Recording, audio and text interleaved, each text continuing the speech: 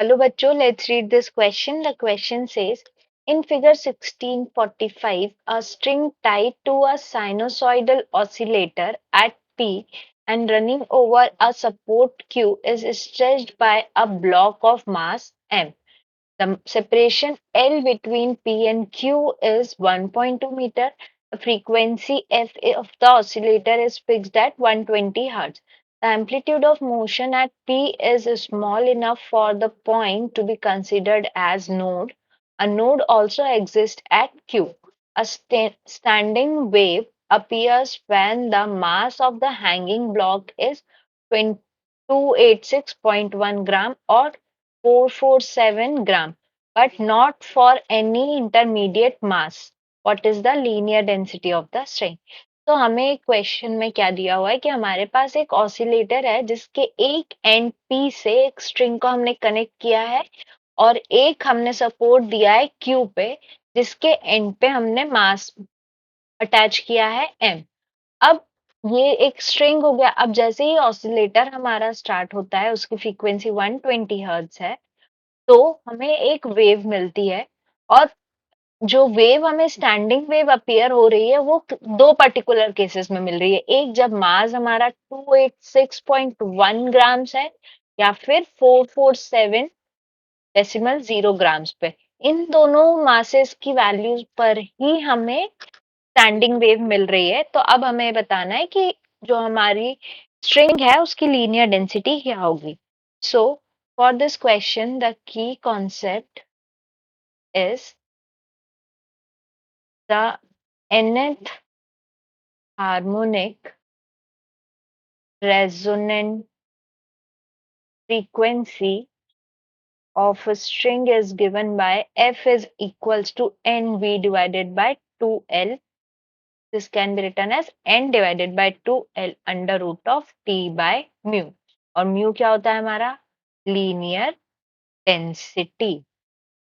We can write this further as N divided by 2L under root of mg divided by mu, क्योंकि हमारा tension क्या होगा? Mass into gravity, क्योंकि ये नीचे की तरफ है हमारा, तो टेंशन इन द स्ट्रिंग भी हमारा नीचे होगा। अब हमें पता है, तो अगर हम सॉल्व करते हैं तो हमें क्या मिलेगा?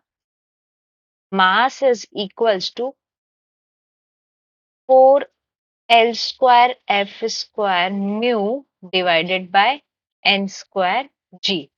हमने ये कहाँ से लिखा? इस वाले रिलेशन से लिखा। अब as you can see that mass is inversely proportional to the square of the nth resonant frequency number। तो हम ये लिख सकते हैं, अब हमें क्वेश्चन में दिया हुआ है कि हमको 286 ग्राम्स पर और 447 ग्राम्स पर ही स्टैंडिंग वेव मिल रही है। तो let at 447 gram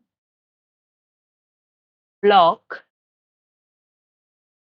corresponds to nth harmonic resonant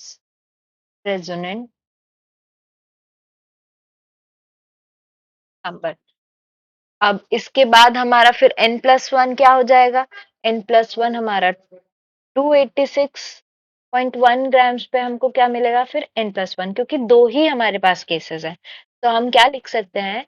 447 divided by 286.1 is equals to 447 हमारा n स्क्वायर के प्रोपोर्शनल है, इनवर्सली प्रोपोर्शनल, और 286 हमारा किसे? n+1 के स्क्वायर। If we will solve this तो हमें क्या मिलेगा? n square plus 2n+1 divided by n square, this is equals to 1 plus 2n+1 divided by n square.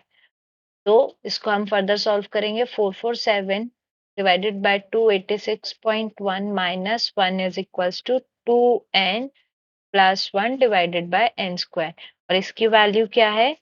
This is equals to 0.5624। अब जो ये नंबर है this is equals to 2n+1 divided by n square, मतलब कि हमारे पास 0. 0.5624 को उस ऐसे ऑड नंबर के बराबर होना चाहिए जो कि मतलब कि इसको हम ऐसे समझते हैं 0.5624 must be equal to that odd integer 2n plus 1 such that when multiplied by a square integer मतलब n square it should give number very close to an odd number. हमारा n की वैल्यू क्या आनी चाहिए? एक odd number आनी चाहिए. तो हम क्या करेंगे? एक-एक करके वैल्यूज को चेक करेंगे. तो we will start with 1 multiplying with 1,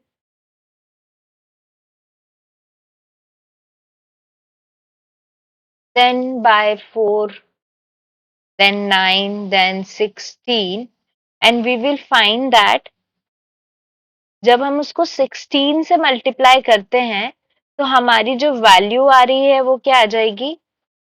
16 से अगर हम इसको मतलब सपोज करिए कि 16 is equals to N square, तो हमारा और 2n+1 क्या आ रहा है? हमारा 9 आ रहा है. तो ये एक क्लोजेस्ट और विद इन द रेंज है. तो हम इसमें अगर वैल्यू पुट करते हैं तो हमारा n क्या आ जाएगा? n हमारा आ जाएगा 4. अब हम m की दैट इज मास की वैल्यू में उसको पुट करेंगे. तो m हमारा कितना था? m is equal to 0.447 kgs n के करस्पॉन्डिंग. और n हमने कितना ये हमने हिट एंड ट्रायल मेथड से चेक किया है. n हमारा क्या आ रहा है? n is equals to 4. अब अगर n इज इक्वल्स टू 4 के अलावा हम कोई भी इंटीजर लेते हैं तो हमारी वैल्यू क्या आएगी? गलत आएगी. इसलिए हमने n इज इक्वल्स टू 4 लिया है. अब इन दोनों वैल्यूज को हम म्यू के फॉर्मूले में पुट करेंगे तो mu will be equals to इस वाले फॉर्मूले में जब हम वैल्यू पुट करेंगे तो हमें यू म्यू क्या मिलेगा? Mu is equals to 0.0000845 kg पर metre. So this is the answer. Or this can be written as 0.845 gram per meter. ये आ गई हमारी linear density. I hope you understood the explanation. Best of luck.